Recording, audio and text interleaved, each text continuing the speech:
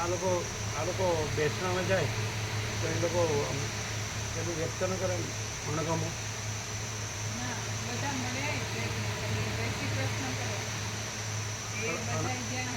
એમ કે આટલા વર્ષો ન આવ્યા ને હવે આવ્યો મરી ગયા પછી તો અણગમો ના કરે. પ્રસંગ હોય ત્યારે ગયા હતા. એકવાર એમના દીકરાના લગ્ન હતા ત્યારે ગયા. ગમે ગયા જોડે બેસી પ્રસાદ લીધો ફોટા પડે એટલે અંદરથી ચાલુ રહીએ તો શોખ થાય જ. અંદર ચાલુ નથી. જોડે રહીને પ્રસાદ લીધો ફોટા પડાવ્યા તો ચાલુ ન કહેવાય. એટલે પેલા એમના વાઈફ જોડે અને એનો વાઈફ અણગમો વ્યક્ત કરે કે આ અમારી શોખ છે ક્યાંથી આવી. નહોતો કર્યો પણ હા ભાઈ આ તો એડવાન્સ બધું એડવાન્સ શું કહેવાય જેને અત્યારનો જમાનો જે છે કે એમ થોડો સેલ્ફી લે એમ ઉદાર બરાબર છે. અત્યારે આવું જ ચાલે એમ.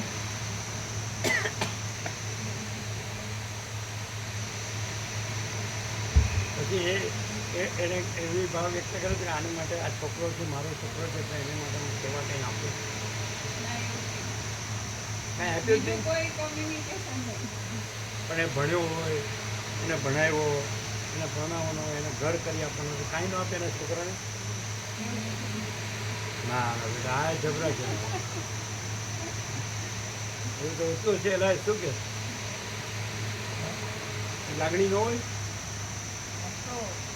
પહેલાં કહેતા હતા અહીંયા કે જ્યારે પૃથ્વીમાં છૂટા પડ્યા ને એટલે અમે તો કંઈ ના લીધું એ આપતા હતા આપણે અમે કંઈ ના લીધું. એમને એવું કીધું ખરું પણ અમે એવું કીધું હતું કે ભગવાનનું દીધેલું બધું છે ને તમારું આખું પહેલે જ દીધું.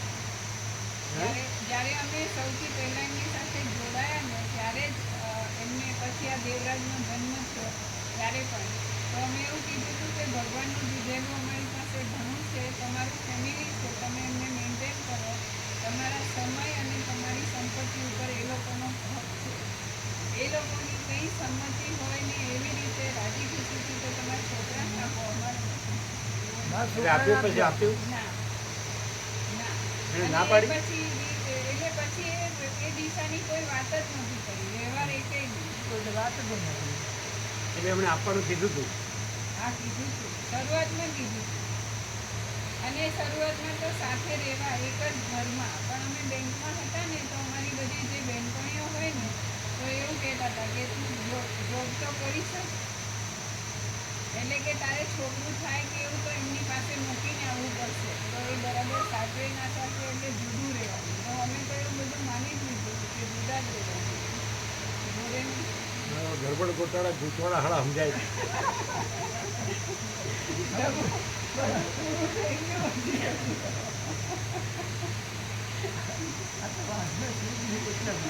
આ બધા ચાલુ કહેવાય ચાલુ લફરા કહેવાય લફરા.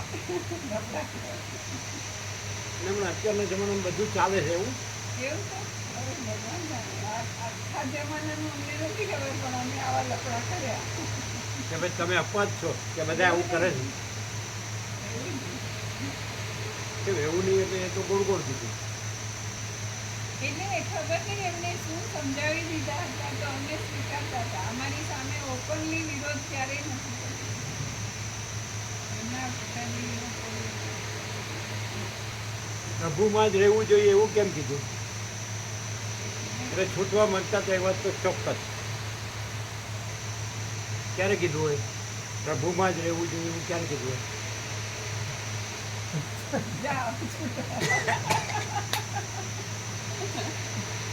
ચાલો એટલે હારે તમે લગ્નમાં જાઓ ને હારે જમો ને ફોટા પડાવો તો સખી માને કે શોક્ય? શોક્ય જ માને પણ સમાજમાં દેખાડવું હોય ને કે અમે બધા સંપીને કરીએ.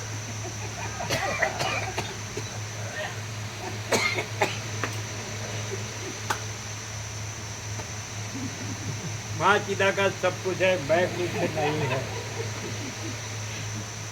चलो કે આમ સમગ્ર સંસારમાં તો સ્વપ્નો દરિયો છે કે નહીં?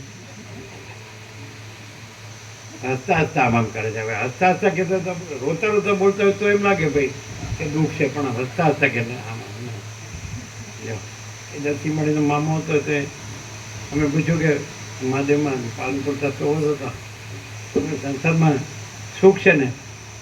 તો હસતા હસતા ના ના બાપજી બહુ દુઃખ છે. અમે તો સારું તમે હસતા હસતા બોલો તો દુઃખ કેવું લાગે? આમ સુખ જ છે સારું. ખબર કરું કાલે એક પ્રસંગ એવો કર્યો ને કે 10 વાગે પેલા ઓસ્ટ્રેલિયા રહ્યા હતા ને એનો ફોન આવ્યો. હું અહીં આવ્યો છું ગાંધીનગર ત્યારે કાલ સવારે, અને હું 4 દાડા રહેવાનો છું. બરાબર. તમે એને આવો અમે તમને મળવા આવી છીએ. તમે અહીં આવશો તો તમને કુદરતી વાતાવરણનો લાભ થશે, તમને દર્શન કરાવી દીધું, અને ભલે તમે ઉપરથી કંઈ લાભ દેખાય નહીં પણ અંદર અવશ્ય લાભ થઈ જાય. આધ્યાત્મિક લાભ તો થઈ જાય. બરાબર. પછી મેં આજે ફોન કર્યો કે ક્યારે ત્યાં અનુકૂળતા છે એમ. તો એ ત્યારે ત્યાં હું સત્સંગમાં બેઠો હોય એવું પૌત્રએ કહ્યું. એ સત્સંગમાં બેઠા અંદર સભામાં કોઈ જગ્યાએ છે સ્વામિનારાયણ સભા. એટલે સાંજે મેં ફોન કરાવ્યો એ કરાવ્યો નહીં એટલે 9 વાગે મેં ફોન કર્યો ને મને તો ટાઈમ નહીં 4 દાડા માટે હું આવ્યો હોય એટલે મને એવું નહીં કહેવાનું કે આવવાનું એવું. બરાબર. હું તો કહું છું તમે કહ્યું તો હું આવી છું એટલે મેં ક્યારે આવો છો એટલું બરાબર. એમાં એવો ટાઈમ ના હોય એમ. અને કદાચ હું આવું તો તમે મૂકવા આવું તમે અહીં આવો છો. એ મને મૂકવા આવવાની જરૂર નહીં. અમે એકલા જ પૂરું તો 80માં અમે પહેલું તો હરિદ્વાર એકલા જ ગયા હતા, અને ત્યાંથી અત્યાર સુધી યાત્રાઓ એકલા જ કરી દીધી. અમને બધા લેવા કોઈ આવતું નહીં તો મૂકવા આવતું નહીં. અને સત્સંગમાં નહીં કહેવું. હવે એ સ્વામિનારાયણ ખાલી સત્સંગ કર્યો દેહાધ્યાસનો અહંકાર છે એ કોમન નથી થઈ ગયો બધે સર્વસામાન્ય. એટલે માણસને ખબર નથી, એને એવી ખબર પડે છે કે મને અશાંતિ છે, દુઃખ છે, અભાવ મળતો નથી, ઈચ્છા પૂરી થતી નથી. પણ આ બધો દેહાભિમાનનો અહંકાર નથી. અને જો દેહાભિમાનનો અહંકાર જ કાઢી નાખે તો પરમ શાંતિ નથી. તો પછી જે પેટમાં તકલીફ હોય તો લીંબુનું પાણી પીએ એટલે શાંતિ થઈ જાય. પણ આને માટે શું કરવું? એની માટે હે સાચું બધું કોઈને અડતો જ નહીં. પેલું બધું ભર્યું હોય ને ગમે તેવું ભર્યું હોય ને તો તત્વ નહીં હોય. કામ કરે બળજબરું. આ ચોક્કસ. કેવું? એટલે આમ ખાલી આયા નહીં, હાથે હાથ પ્રેક્ટિકલી એમ. અચ્છા, તો સારું હારું તો શાંતિ થતી હોય ને.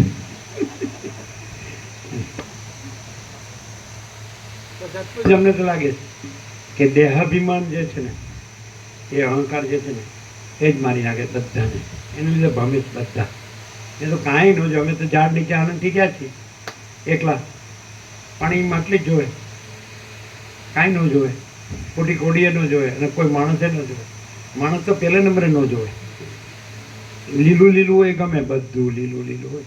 પછી એક સરસ ચોખ્ખી 12માસી નદી હોય, બહુ થઈ ગયું હે આનંદ, નિર્મળતા, શીતળતા. કૈવલ્ય પરમ નિર્મળતા, પરમ શીતળતા, આનંદ મંગલ. આનંદ શુદ્ધ ચિદાકાશ જ છે. એટલે અનંત પ્રકાશ, અનંત આનંદ, અનંત શાંતિ છે જ છે. આનંદ જ છે. આ તો બધું આ એક પકડાઈ ગયું કારણ. આ બધું દેહાભિમાનનું બધું દુઃખ ને અશાંતિ છે. અને એની જ બધી ભાગમ ભાગી. આમ કે પૈસા જોવે, ભોગવો છે, આમ તેમ, હું કહું એમ જ, આમ મારે કરવું એમ કરવું. આ બધું સ્વચ્છંદ છે, અહંકાર. એ દેહાધ્યાસ. ખાલી આ દેહ છે પોતે નથી. રમણે કીધું કે આખા વેદાંતનો સાર 4 શબ્દમાં સમાવી શકાય. દેહો નાહમ કોહમ સહમ. અરે હું દેહ નથી, તો હું અનંત સુધી ચિદાકાશ છું. બસ પતિ. પણ એ દેહાધ્યાસ આમાં એને આવવા જ ન દે. અને ભૂલચૂકે આવી જાય તો એને આનંદ મંગળ થઈ જાય. ભૂલચૂકે કોઈ આવી જાય કોઈ બી રીતે કંઈ જેને કેના પ્રકારના કંઈક કાકતાલિયા કંઈ નિમિત્ત નહીં કારણે આને આવી ગયું તો એનું ખુલી જાય કે હા ખરેખર તો ચાલો આ તો કાંઈ નથી, આ જ છે. અને પેલું ઊંધું હોય કે આ હેરાન થવાનું જ બધું છે, દુઃખી થવાનું. અને પેલું દુઃખ કોઈ દેખાતું જ નથી. એમ કે ચિદાકાશ કોણે જોયું એમ થાય. એટલે વિવેક પ્રભુ એવું કહેતા હવે ચિદાકાશ શબ્દ ન સમજે ને ભગવાન કહો તો સમજે, પણ એ ભગવાન ખાલી કહેવાનું જ હોય. અને ચિદાકાશ તો વાસ્તવિકતા કહેવાનું નથી. પણ બાનાબાજી કરે પેલું ઘડીકમાં કે ભાઈ અમારા બૈરા છોકરા હોય ને અમારે નોકરી હોય ને અમારે ઘર હોય ને બહાર હોય ને સંસાર હોય પછી એવું લાગે. એટલે આ શું છે ચાલાકી એ દેહાધ્યાસ કરાવે છે, દેહાભિમાન. એટલે આની અંદર એ ચોખ્ખો ભાઈ એ બરોબર છે જે જો હે સો હે. એ આ બધું આ કોણ સાચું સ્વરૂપ શું છે? કારણ કે મહાચિદાકાશ અમારા શુદ્ધ સ્વરૂપ है ને. મહાચિદાકાશ પરમ કૈવલ્ય પરમ શાંતિ અને મહાચિદાકાશ સ્વસંવેદ્ય સહજ નિર્વિકલ્પ એટલે સીધું જ મહાચિદાકાશ સ્વયં પ્રકાશ સંપૂર્ણ પ્રકાશ.